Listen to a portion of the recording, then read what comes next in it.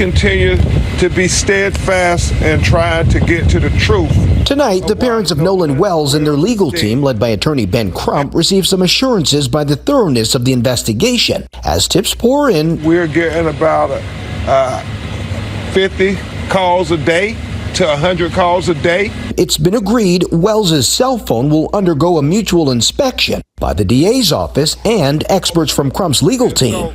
The hope is that when this is presented to the grand jury, all relevant witnesses and evidence will be presented to them so that we can have a fair and impartial investigation. The phone could be a key piece of evidence in the investigation, as Wells' mother expressed concerns about possible deleted material. So when me and my sister went through it, there was nothing. No saved videos, there was nothing in there. The 18-year-old college football player was last seen on July 4th on a boating trip with friends to Horn Island, 10 miles from Mississippi's Gulf Coast. GPS data obtained by the Mississippi Department of Marine Resources shows the boat arriving at the island at 11:14 a.m. Friends he was with told investigators Wells chose to stay on the island as they left. His mother reported him missing that night. Please report her 18-year-old son, Nolan Wells, missing last seen at 3 on Horn Island. After a 2-day search, his body washed up on the island. I mean, we all know there's a certain demographic of white folks that if the wind blows the wrong way, they're talking about, here comes the race war. These people are telling us that we're jumping to conclusions, that we're playing the race card. We're making it racial. These are the same people that complain when they see too many black people for their liking in Life cereal commercials. But we're making it too racial. These are the same people that complain when fictional cartoon characters have black people play them, the roles. But we're too racial to look into what happened to that one black kid in that picture.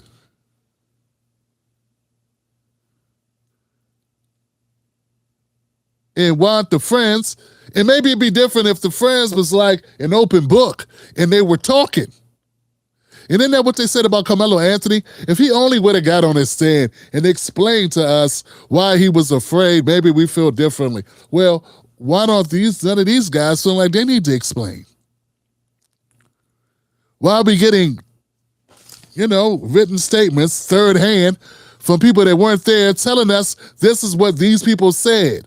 Why aren't we getting any direct conversation? So, yeah, I think I just want to say, we're firmly in the right position. I believe we're firmly in the right position to feel the way we feel. We ain't got to justify it to nobody. We ain't got to get them to agree with us. We don't need them to accept it, like it, co-sign it, put money on it, nothing. This investigation needs to go forth, and it needs to be independent. And nobody needs to justify, as Tesla said, nobody need to justify why they want an independent investigation.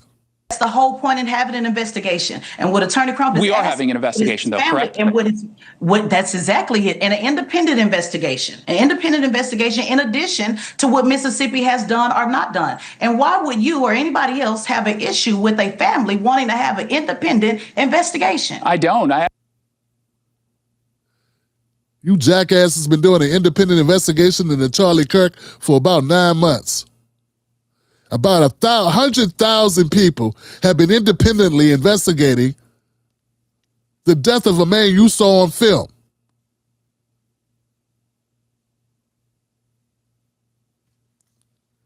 We got somebody who passed away, who lost their life, and we have no evidence at all. We haven't been given anything. And so naturally, people are going to be coming up with theories.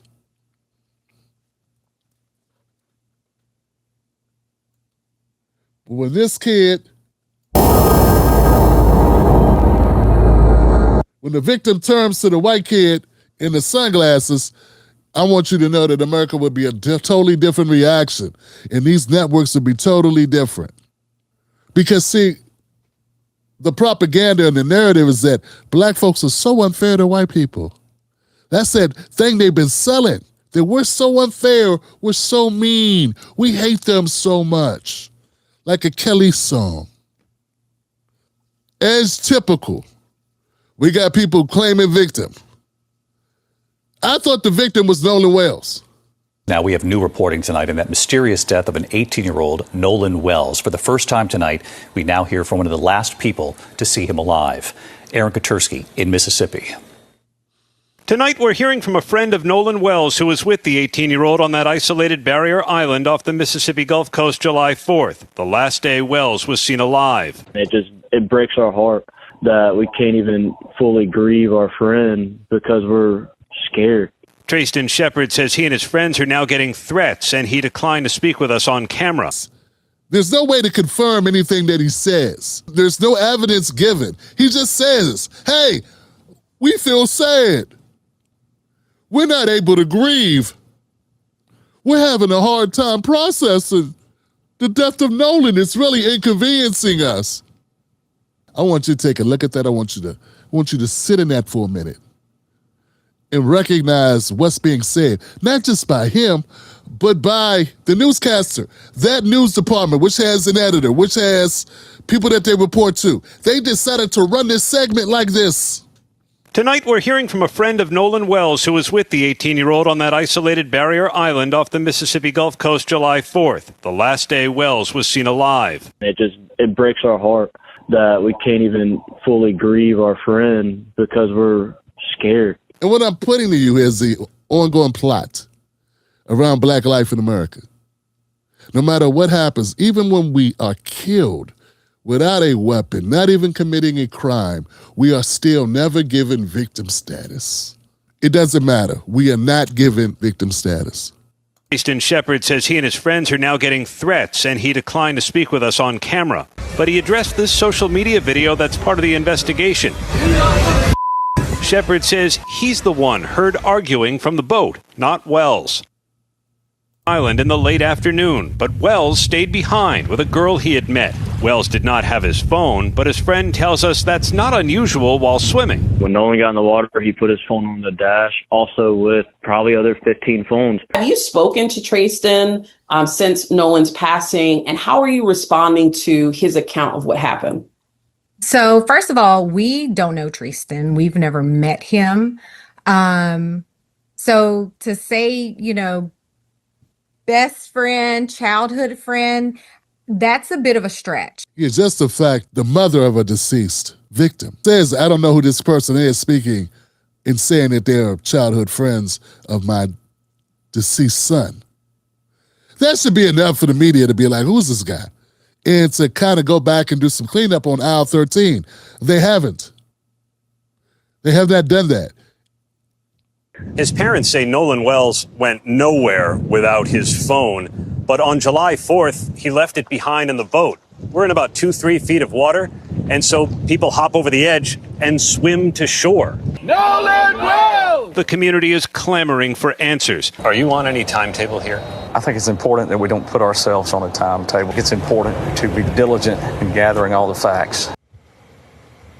We're also learning tonight, David, the local district attorney is involved in the case, though so far there's no evidence to suggest what happened to Nolan Wells involved a crime. There is no evidence to suggest that there wasn't a crime committed.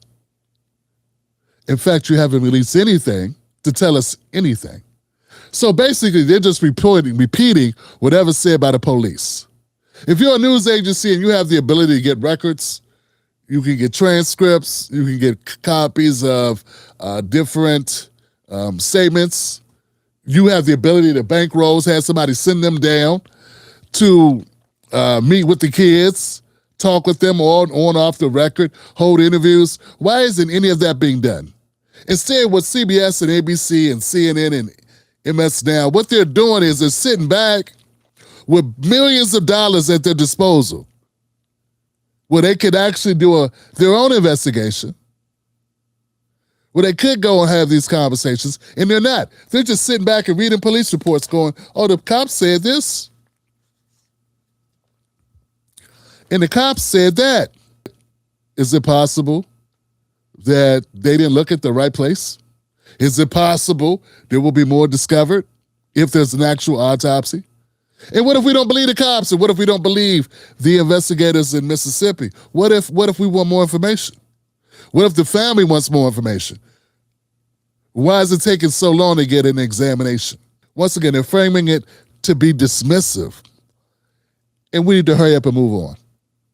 And I think just that idea is something behind it. I don't believe that just happens out of thin air. I believe that's the narrative they want to paint in order to produce a certain reaction out of the public. I found it suspect that one, we got this guy Tracestin coming up saying he was a close childhood friend. I don't even think people call themselves close childhood friends. I don't think that's the type of language people use. He probably said, hey, I know Nolan for a long time. We went to middle school together, or we went to high school together, or we went, I know him since the 3rd grade or the 5th grade, or, I never had a sleepover at his house. He's never slept at my house. I never went to picnics or vacation with his family and vice versa. That's why you don't see me with his family. So really, how close is he? Anybody here had any close friends growing up? I had a close friend growing up. His name was Rodney. He lived next door to me. We learned to ride bikes together. We did rock collecting and caught ants and bumblebees in jars together.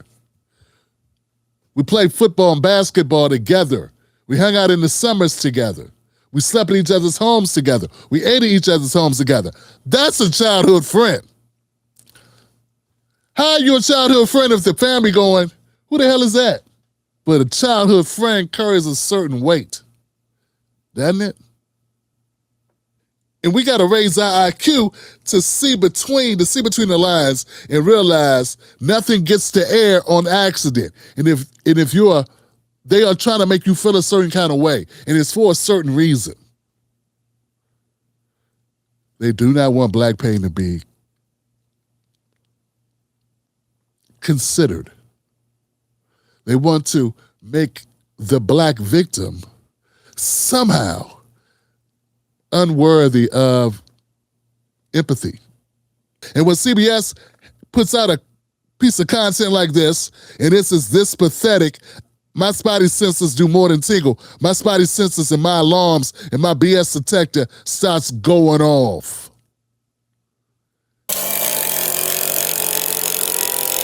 Suspect. I'm on 10.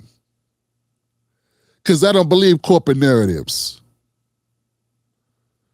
I don't think this boy was that close to Nolan. And I don't think that boy's life is in jeopardy. And if it is, call the cops. You're alive and well at home. Nolan Wells is deceased.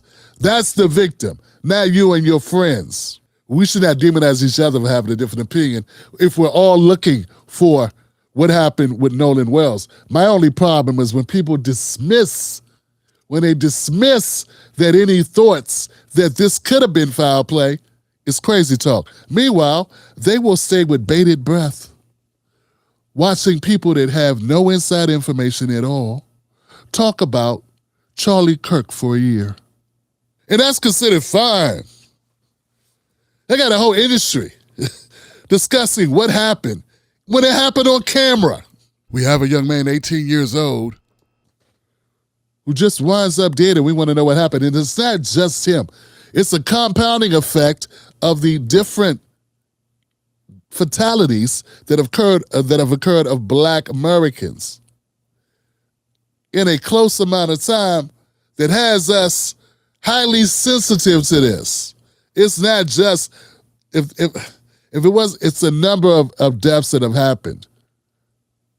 The number of so-called suicides, no foul plays that have us up in arms, highly paranoid, highly watchful, highly skeptical, side-eye and everything, because every time we turn around, someone black is dead and we are told nothing to see here. Is there ever anything to see here when it's us?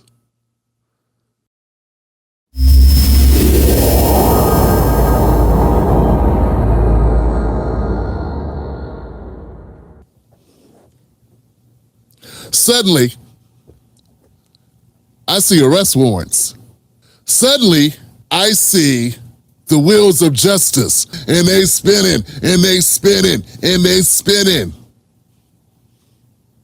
I mean, are we going to be real or are we going to be real? Catch Tim Black live on the most dangerous show in America, Mondays, Wednesdays, and Fridays at 9:30 p.m. Eastern Standard Times.